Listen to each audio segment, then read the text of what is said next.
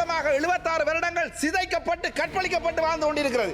ஆனால் அந்த வழிகளை முஸ்லிம் மக்கள் யாழ்ப்பாணத்தில் இருந்து வெளியேற்றப்பட்டவர்கள் கூட இன்றைக்கும் நாங்கள் அந்த காலத்தில் நான் குழந்தை பிள்ளைகள் 3 வயசு ஆனால் இல்ல ஒரு தன்னுடைய இனத்தினுடைய அரசாங்கத்தினுடைய இருந்தோண்டு தன்னுடைய இனத்தில் இருந்து ஜனாசாக்கள் எரிக்கப்பட்ட இனத்துக்கு எதிரான ஒரு விடயத்தை கூட இந்த அனுர அரசாங்கத்துடைய காலத்தில் எடுத்து கொடுக்க தெரியலை என்றால் நினைக்கிறேன் இவர்களுக்கு வாயற்ற ஒரு இலங்குகளாகத்தான் இந்த மந்தைகளாக வாழ்ந்து கொண்டிருக்கிறார்கள் இந்த என்பிபி அரசாங்கத்தில். ஒரு வைத்தியர் நானும் 10-12 வருடங்களாக வைத்தியராக இருக்கிறேன். வைத்தியன் குழாய்களை திட்டமிட்ட ரீதியில் அவர் சுருக்கி கொலை செய்கிறார் அல்லது வந்து குழந்தை பிள்ளைகள் வந்து அந்த டெத் ரெஜிஸ்டர் எடுத்து அதில் இருக்கிற முஸ்லீம் மக்களுடைய பேரை தேர்ந்தெடுக்கிறது பெரிய வேலை இல்லை.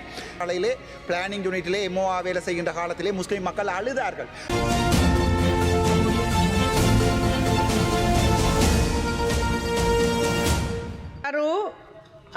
ராமநாதன் அர்ஜுனா மந்திரித்துமா ඔබතුමාට විනාඩි 3ක් කාලයක් ලැබෙනවා.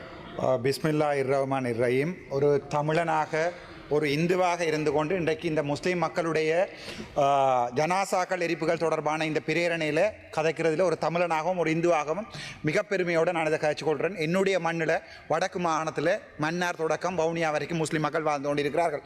இது ஒரு உணர்ச்சிபூர்வமான விடயம். ஷாஃபியினுடைய விடயமாக இருக்கலாம் அல்லது வந்து இந்த முஸ்லீம் மக்களுடைய ஜனாசாக்கள் அந்த காலத்திலே நான் பேராதனை வைத்தியசாலையிலே பிளானிங் யூனிட்டிலே எம்ஓஆ வேலை செய்கின்ற காலத்திலே முஸ்லீம் மக்கள் அழுதார்கள்.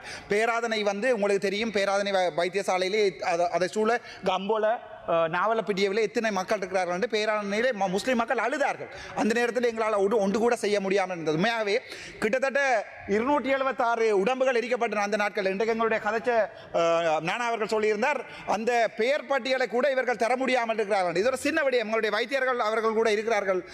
இதில் ஒரு சின்ன விடயம் என்னென்றால் இந்த அந்த டைமில் இறந்தவர்களுடைய அந்த டெத் ரெஜிஸ்டர் எடுத்து அதில் இருக்கிற முஸ்லீம் மக்களுடைய பேரை தேர்ந்தெடுக்கிறது பெரிய வேலை இல்லை. இந்த வரைக்கும் இந்த முசீர் முலாஃபர் பேர் தெரியல ஒரு தன்னுடைய இனத்தினுடைய அரசாங்கத்தினுடைய இருந்தோண்டு தன்னுடைய இனத்தில் இருந்து ஜனாசாக்கள் எரிக்கப்பட்ட இனத்துக்கு எதிரான ஒரு விடயத்தை கூட இந்த அனுர அரசாங்கத்துடைய காலத்தில் எடுத்து கொடுக்க தெரியலை என்றால் நினைக்கிறேன் இவர்களுக்கு வாயற்ற ஒரு இலங்குகளாகத்தான் இந்த மந்தைகளாக வாழ்ந்து கொண்டிருக்கிறார்கள் இந்த என்பிபி அரசாங்கத்தில். நினைச்சு வைக்கப்படுறேன் நான். அதில் முக்கியமாக சொல்லணும் எங்களுடைய வைத்தியர் ஷாஃபி. நானும் ஒரு வைத்தியர். நானும் 10-12 வருடங்களாக வைத்தியராக இருக்கிறேன். வைத்தியர் ஷாஃபியை 2022-2024 ஆண்டு வரைக்கும் திட்டமிட்ட ரீதியில் பலோப்பியன் குழாய்களை திட்டமிட்ட ரீதியில் அவர் சுருக்கி கொலை செய்கிறார் அல்லது வந்து குழந்தை பிள்ளைகள் வந்து பிறக்காம செய்கிறார். மிகப்பெரிய இனத்துக்கு எதிரான மிகப்பெரிய ஒரு துரோகம் ஒன்றை அந்த காலத்தில் அவர்கள் செய்தார்கள். ஒரு தமிழனாக ஒரு இந்துவாக இன்னொரு இனத்தினுடைய வழிகளை புரிந்து கொள்ள தெரியாதவன் ஒரு அரசியல்வாதியாக இருக்கலாது. இதே தான் 1990 ஆண்டுகளில் முஸ்லிம் மக்கள் யாழ்ப்பாணத்தில் இருந்து வெளியேற்றப்பட்டவர்கள் கூட இன்றைக்கும் நாங்கள் அந்த காலத்தில் நான் குழந்தை பிள்ளைகள் 3 வயசு ஆனால் இன்னைக்கு அதை நினைச்சு நாங்கள் கவலைப்படுறோம். அப்படியான ஒரு சம்பவங்கள் மிக துன்பியல் நிகழ்வுகள் முஸ்லிம் மக்களையும் தமிழ் மக்களையும் இன்றைக்கு பல தூரங்களில் கொண்டே வச்சிருக்கிறது.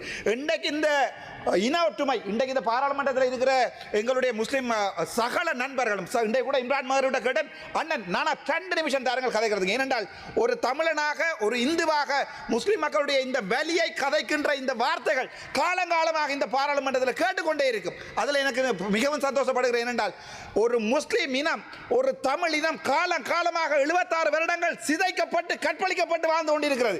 ஆனால் அந்த வலிகளை போகிறோம் முஸ்லிம் மக்களுடைய வாக்களை முடிக்கிறேன். முஸ்லிம் மக்களுடைய வாக்குகளையும் தமிழ் மக்களுடைய வாக்குகளையும் திண்டு கொண்டு இந்த என்பிபி அரசாங்கம் மிகப்பெரிய ஒரு பொய்யர்களாக மாறி இருக்கிறது. அந்த முஸ்லிம் பாராளுமன்ற உறுப்பினர் முதல் காட்சியருக்குரிய முதலாவது என்னுடைய வேண்டுகோள், தயவு செய்து அந்த லிஸ்டை வெளியிடுங்கள். 2வது அதுக்குரிய ஆணைக்குழுவுக்கு போங்கள். நன்றி, வணக்கம்.